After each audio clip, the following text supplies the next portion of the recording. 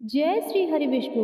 प्रिय भक्तों, आज आप सुनेंगे चातुर्मास महात्म्य में अध्याय 2 स्कंद महापुराण से। इस अध्याय में जानेंगे चतुर्मास में इष्ट वस्तुओं के परित्याग तथा नियम पालन का महत्व। ब्रह्मा जी कहते हैं, मनुष्य सदा प्रिय वस्तु की इच्छा करता है, अतः जो चातुर्मास में भगवान नारायण की प्रीति के लिए अपने प्रिय भोगों का पूर्ण प्रयत्न पूर्वक त्याग करता है, उसकी त्यागी हुई वे वस्तुएं उसे अच्छे रूप में प्राप्त होती हैं। जो मनुष्य श्रद्धा पूर्वक प्रिय वस्तु का त्याग करता है, वह अनंत फल का भागी होता है। धातु पात्रों का त्याग करके पलाश के पत्तों में भोजन करने वाला मनुष्य ब्रह्मा भाव को प्राप्त होता है। गृहस्थ मनुष्य तांबे के पात्र में कदापि भोजन ना करे। चौमासे में तांबे के पात्र में भोजन विशेष रूप से त्याज्य है। मदार के पत्तों में भोजन करने वाला मनुष्य चातुर्मास में विशेषतः वट के पत्र में भोजन करना चाहिए। चातुर्मास में भगवान विष्णु को प्रीति के लिए गृहस्थ आश्रम का परित्याग करके बाह्य आश्रम का सेवन करने वाले मनुष्य का पुनर्जन्म नहीं होता। मिर्च छोड़ने से राजा होता है, रेशमी वस्त्रों के त्याग से अच्छे सुख मिलता है, और उड़द और चना छोड़ देने से पुनर्जन्म की प्राप्ति नहीं होती। चातुर्मास में विशेषतः काले रंग के वस्त्रों का त्याग कर देना चाहिए। नीले वस्त्र को देख लेने से दोष लगता है, उसकी शुद्धि भगवान सूर्य नारायण के दर्शन से होती है। कुसुम रंग के परित्याग से मनुष्य यमराज को नहीं देखता। केसर के त्याग से वह राजा का प्रिय होता है। फूलों को छोड़ने से मनुष्य ज्ञानी होता है। सैया का परित्याग करने से महान सुख की प्राप्ति होती है। असत्य भाषण के त्याग से मोक्ष का दरवाजा खुलता है। चातुर्मास में परनिंदा का विशेष रूप से परित्याग करें। परनिंदा महापाप है, परनिंदा महान भय है, परनिंदा महान दुख है, और परनिंदा से बढ़कर दूसरा कोई पातक नहीं है। परनिंदा को सुनने वाला भी पापी होता है। और चौमासे में केसों का संवारना अर्थात हजामत त्याग दे तो वह तीनों तापों से रहित होता है।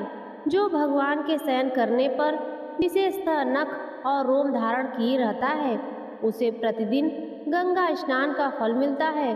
मनुष्य को सब उपायों द्वारा योगियों के भय भगवान विष्णु को ही प्रसन्न करना चाहिए। समस्त वर्णों एवं श्रेष्ठ पुरुषों के द्वारा भगवान श्री हरि का चिंतन करना चाहिए। भगवान विष्णु के नाम से मनुष्य घोर बंधन से मुक्त हो जाता है। चातुर्मास में उनका विशेष रूप से स्मरण करना उचित है। कर्क की संक्रांति के दिन भगवान विष्णु का भक्ति पूर्वक पूजन करके प्रशस्त एवं शुभ जामुन के फलों से अर्घ देना चाहिए।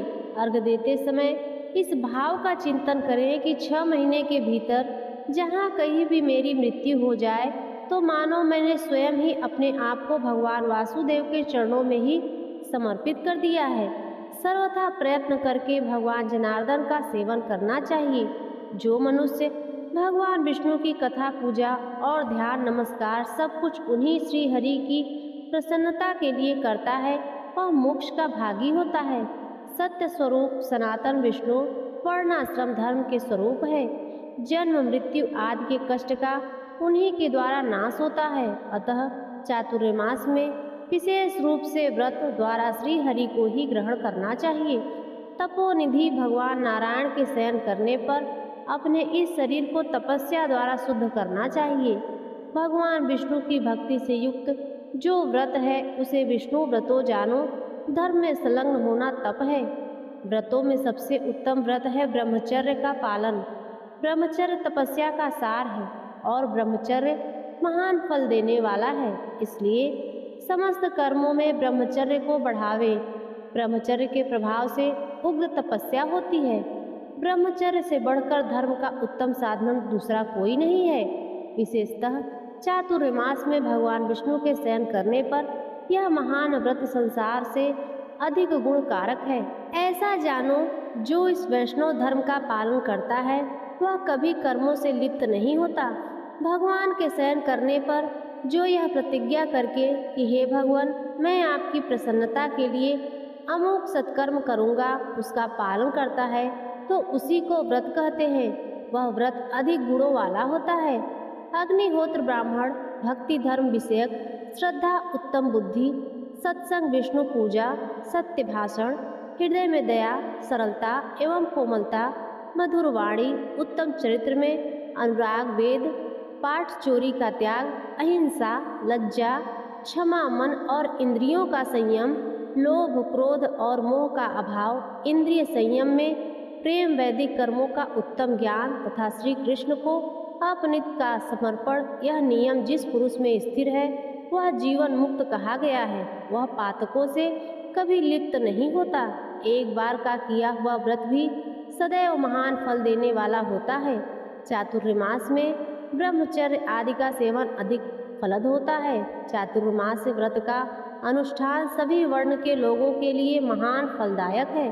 व्रत के सेवन में लगे हुए मनुष्यों द्वारा सर्वत्र भगवान विष्णु का दर्शन होता है। चातुर्मास आने पर व्रत का यत्न पूर्वक पालन करें। विष्णु, ब्राह्मण और अग्नि स्वरूप तीर्थ का सेवन करें। चारों वेदमय स्वरूप वाले अजन्म विराट पुरुष को भजें, जिनके प्रसाद से मनुष्य मोक्ष रूपी महान वृक्ष के ऊपर चढ़ जाता है और कभी संताप को नहीं प्राप्त होता। चातुर्मास कथा अध्याय 2 पूर्ण हुआ। तो प्रिय भक्तों, अगली वीडियो में हम फिर मिलेंगे चातुर्मास कथा अध्याय 3 को लेकर। तो प्रिय भक्तों, आज की कथा आपको पसंद आई हो तो इस वीडियो को लाइक कर दीजिए। चैनल पर पहली बार आए हो तो सब्सक्राइब कर दीजिए और कमेंट में जय श्री हरि विष्णु अवश्य लिखें।